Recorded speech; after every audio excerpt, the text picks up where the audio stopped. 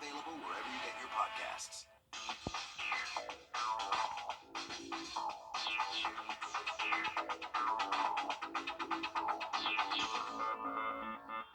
Play America's favorite jackpot game. This is Powerball. Good evening, America. I'm Laura Johnson. Tonight we have another life-changing jackpot for you. It's worth an estimated $37 million. So get those tickets out. Let's play. That first number up is 4. Followed by the number 34. Tonight we're going to meet Lisa Hayes, who won $2 million playing Powerball. Congratulations, Lisa. Now for the rest of those numbers, we've got 61, 31, rounding it out with 38. Your Powerball number tonight, good luck everyone, is 13, and your Power Play multiplier is 2. Let's take a look at those numbers one last time. Remember, there are multiple ways to win. We'll see you back here Monday night. Good night, everyone. Live from Augusta, we're watching News 1226 at 11. Today is the 19th anniversary of Graniteville, South Carolina's deadly train crash. 9 people were killed and more than 250 people were treated for toxic chlorine exposure. More on what people are doing to honor the anniversary coming up next. The Richmond County Sheriff's Office, though, today responded to a home on 3rd Avenue where they found a 5-year-old who was shot. They say it was self-inflicted, and the child was taken to the hospital where they were being treated for non-life-threatening injuries. Officials say the case is in its early stages of the investigation, but we will keep you updated as we learn more. First things first, though, we're going to toss things over to First Alert meteorologist Emily Acton. Emily, what can we expect heading into next week? We can expect some storms, Craig. It's smooth sailing right now, and that's going to last throughout the rest of our weekend. Right now, we're seeing temperatures in the upper 40s, low 50s. We'll cool off a few more degrees overnight tonight, but nothing too crazy to start off our Sunday for us. But good news is we are dry right now. That's going to stay true throughout the rest of our weekend, so we really get to get out there and enjoy our weekend. Definitely recommend a jacket, though. If you are headed out the door early tomorrow morning, temperatures will be in the 40s, but we'll hit 50 by 11 a.m.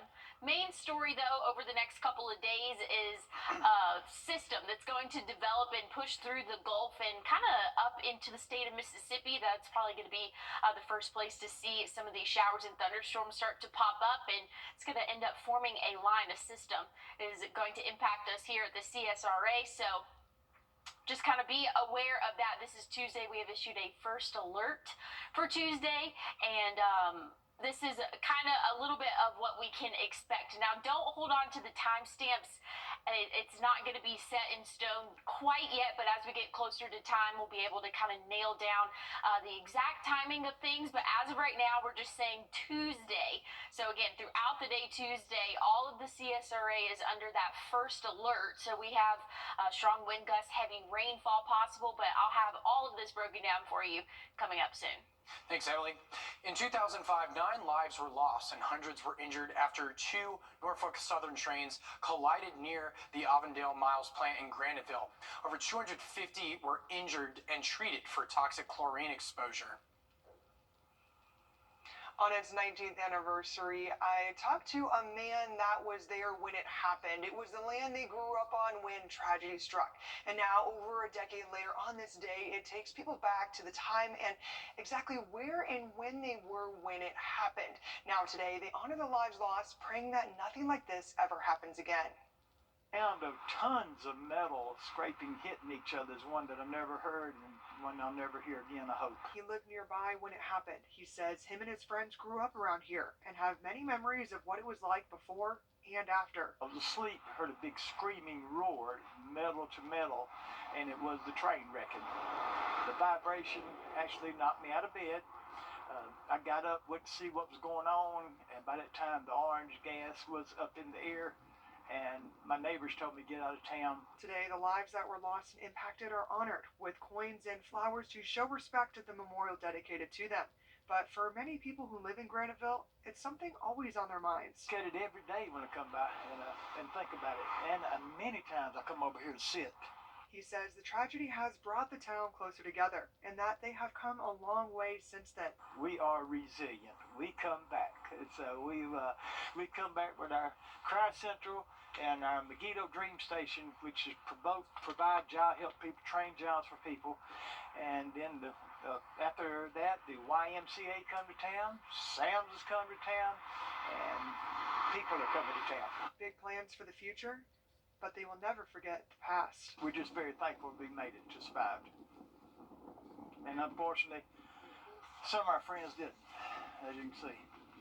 And we cry and we pray with all these people too, because we are so sorry. Since then, Robert says the town has come together, growing and becoming better than it was before, hoping to bring more people in and teach them about their history and why Graniteville is so important to them. Thanks for checking in over there near Aiken, Audrey. Now, across the river, still on the South Carolina side, an 18-year-old is dead after a single vehicle accident in Aiken County this morning. South Carolina Highway Patrol says it happened around 12:13 a.m. on Schley Street at Monroe Street, about 5 miles east of North Augusta. The Aiken County coroner says Tanner Miller of Graniteville was driving when he lost control of his truck and ran off the roadway. Nearly 1,200 women attended a retreat held by Vice President Kamala Harris in Myrtle Beach today. She spoke about different issues, including the 3-year anniversary of the January 6th attacks. Harris called on women at the retreat to continue to stand in defense of America's sacred principles.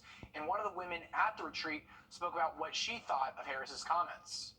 It was just some touching things that interest me, and to know that this was just a perfect time to say and to hear it. It just reiterated. Harris also listed examples of other freedoms being challenged, including book bans, gun violence, and women's reproductive health care.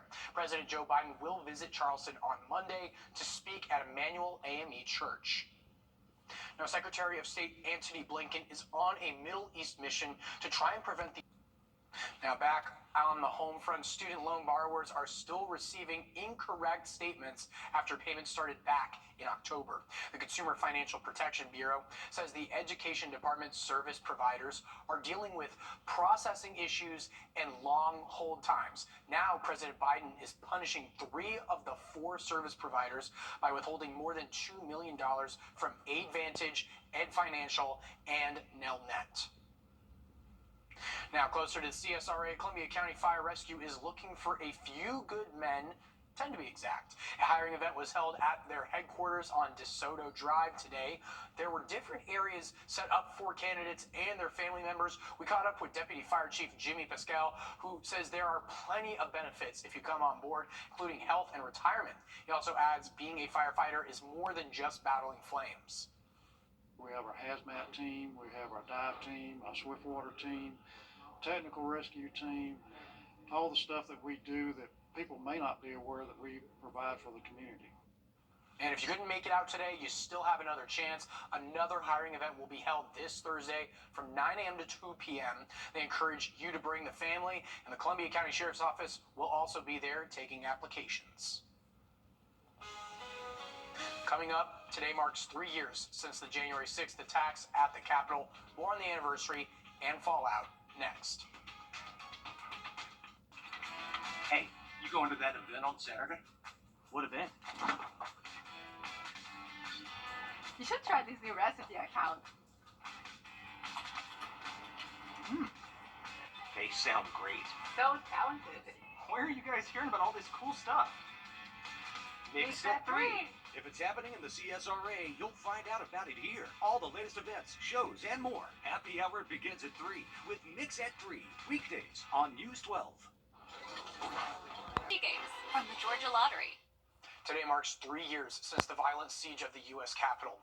This morning, the FBI arrested 3 fugitives wanted in connection to the attack in what's been the largest criminal investigation in American history.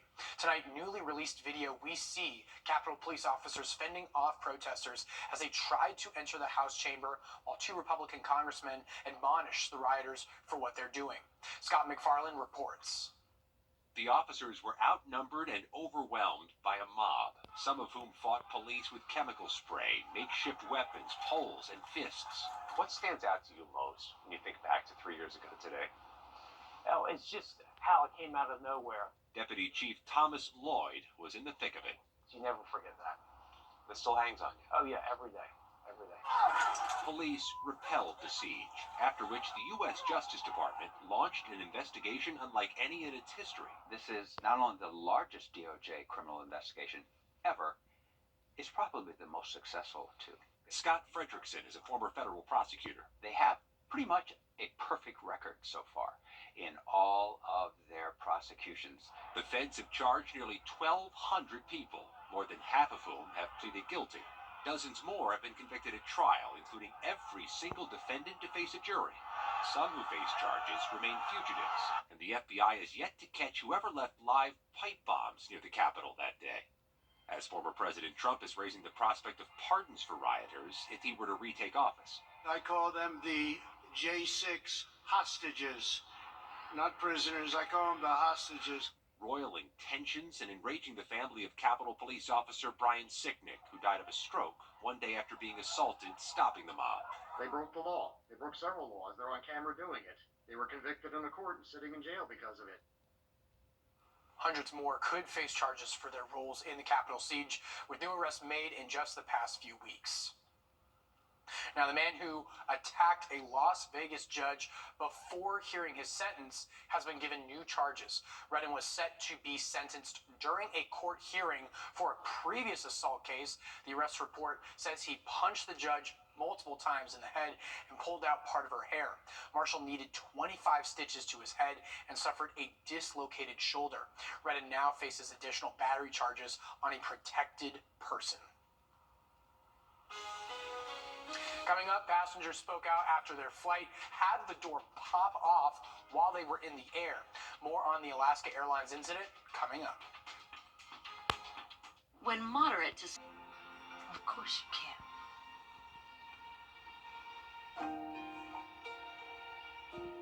Introducing the First Alert Radar Network. With up to 10 times the resolution of other local radars and technology that can pinpoint right down to your street. First just got faster.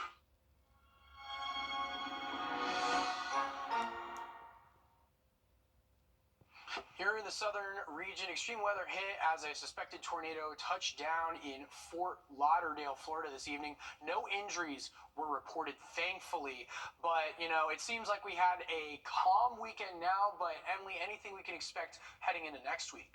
Definitely some severe weather. Might even see one of those that is on your screen right now. But I'll get into those details in just a second. Right now, things are calm. Great weekend for us. I want to really emphasize that. We're sitting in the upper middle 40s in some spots, lower 50s for our more southern and eastern counties. And we'll all be in those lower 40s, right around 40 I have for average overnight tonight. So again, a calm overnight for us, calm Sunday. So our weekend is looking great. If you want to get outdoors tomorrow, it's going to be mostly sunny throughout the day. Going to be a great day to spend time outdoors. But again, things are going to change as we head into the work week. Monday, not looking bad at all. We're going to be in those lower to middle, there we go, lower to middle 30s to start off our day. So definitely on the cooler side, going to see some cloud cover increase overnight before those showers start to move through. And here's what that's expected to look like. So again, Monday, not having any issues. Some rain's going to move in early Tuesday morning. Maybe our first couple rumbles of thunder by around 5 a.m. Then we'll get a little bit of a break in the day. We definitely do not want this cloud cover to break up at all. We definitely don't want to see the sun on Tuesday. So that would just kind of add more energy into the atmosphere. So hopefully it stays overcast, and maybe some of these storms beforehand will kind of help stabilize the atmosphere, but these could also cause a wind threat for us. So be aware pretty much all day Tuesday, because again, this is not Bible, this is not set in stone what you're seeing right now. This will change the time-wise of Tuesday will not, but just know, hey, give this 3-hour buffer on either side, because again, these storms can move, these systems, I should say, can move really fast, or they can kind of stall out. So that'll be a game time decision that we will see there. But as this continues to move through, pretty confident that it will be out of our hair for the overnight hours. But this model right now has that main line moving through later in the evening hours for us. But again, stay tuned really up until Tuesday, and we'll kind of adjust that timing there. So again, this is not set in stone, that timeline. But again, we are expecting some intense storms possible for our Tuesday. That's why we have issued that first alert there. Rainfall is going to be one of the reasons for that. Again, not really expecting anything super crazy in terms of flooding, but anywhere from 1 to maybe even 2 inches. Some spots could see 2.5 locally. So that's a small concern on the bigger scale. Next concern is going to be those wind speeds here. That could come in as early as Monday evening. We could see wind gusts, so not sustained wind speeds, but wind gusts around 30 or 40 miles per hour as early as Monday. But once we get into the day, Tuesday morning, could see anywhere from 45, maybe even 50 mile per hour wind gusts. So again, it doesn't matter if it's rotating in a circle or these are some straight line winds. Some strong wind gusts can cause some damage there. So just be aware of that. Again, we have that first alert for Tuesday. Should be out of our hair for the overnight hours. And things are looking relatively calm for the rest of our week. We're going to see partly cloudy skies Wednesday, Thursday. High temperatures will kind of fluctuate a little bit there. And then Friday, could see some showers. Not expecting any severe weather with that Friday system. So just some light rainfall there. But Craig, we still have 1 or 2 really more good days to get outdoors before those storms come Tuesday. All right, thanks for the heads up, Emily. It was a scary ride when the door to an Alaska Airlines flight popped open while the flight was in the air. Lise Preston has more on the incident. Horror in the air as a plug door blew off this plane while it was 16,000 feet in the sky. Seattle, Alaska, 72, Egyptian President, we declared emergency. We need to descend down to 10,000. The 171 passengers and 6 crew members on board the aircraft Friday evening were headed to Ontario, California. Videos taken from inside the plane show passengers appearing calm. I heard like a big bang, and then I looked to my left, and there's this huge chunk of part of the airplane just like missing. There was a kid in that row whose shirt was sucked off him and out of the plane. No serious injuries were reported. Could this have been much worse? If this had happened at higher altitude, the odds are it could have been a whole lot worse. CBS News travel editor Peter Greenberg. This still seems like an anomaly, because if it's actually a design fault with the entire fleet, you have a very serious problem. The plane had only been in service for a couple months. Tonight, the FAA is ordering inspections of that airliner and dozens more like it. It's going back to the assembly line itself to see what may have happened from day one on that assembly line to create a situation in which this kind of incident could occur. It's going to take some time. Alaska and United Airlines are the only U.S. carriers that use 737 MAX 9 planes. They are warning passengers to expect delays as they go under investigations. As we head to break, here's a live look at Minneapolis and your winning lotto numbers.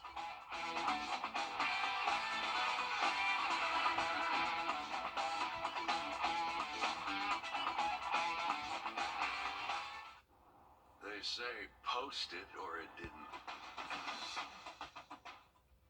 First Alert Radar, powered by Jim Hudson Automotive Group. On your sideline, sports brought to you by the Hawk Law Group.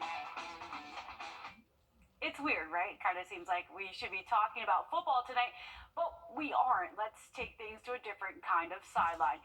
Grovetown battling it out against South Effingham. Didn't have to wait for the Genie to make some magic. Daria Walker sends in a talker from outside. Warriors go up first 3-zip. It would take 2 minutes and 30 seconds before the Mustangs could get one in, and it came off the line, which left plenty of time for that and more time for this. Grovetown led by as much as 13 in the first half. They beat South Effingham by more than double that. 82-31 is your final there. Not too far down the stretch. Hezbollah was hosting Jefferson County and Company.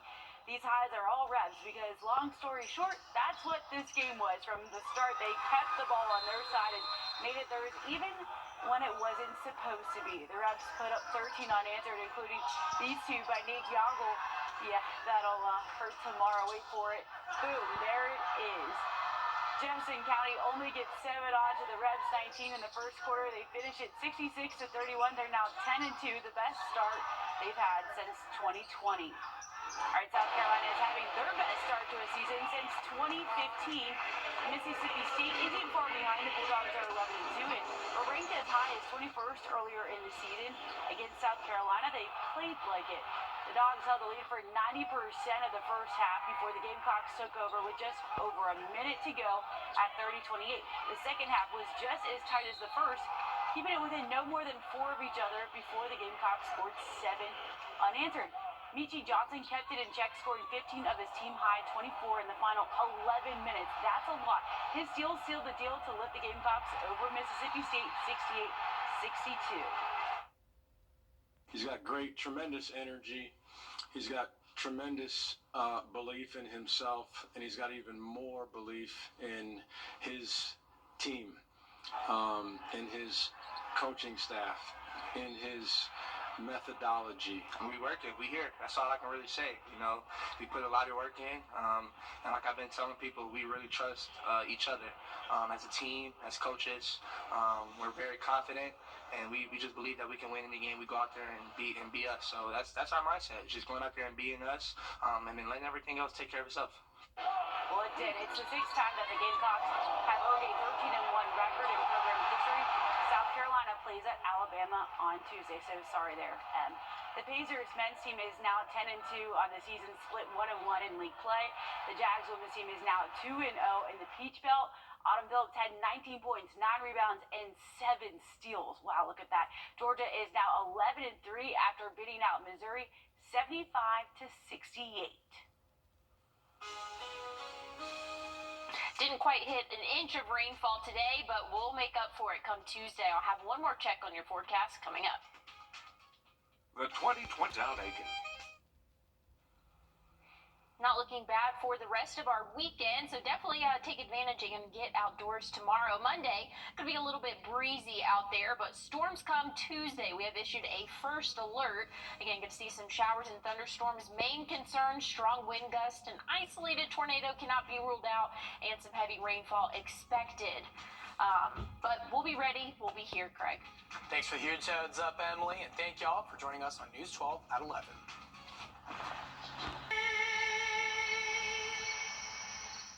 I was stuck. Unresolved depression symptoms were in my way. I needed more from my antidepressant. Vraylar helped give it a lift. Adding Vraylar to an antidepressant is clinically proven to help relieve overall depression symptoms better than an antidepressant alone. And in Vraylar clinical studies, most saw no substantial impact on weight.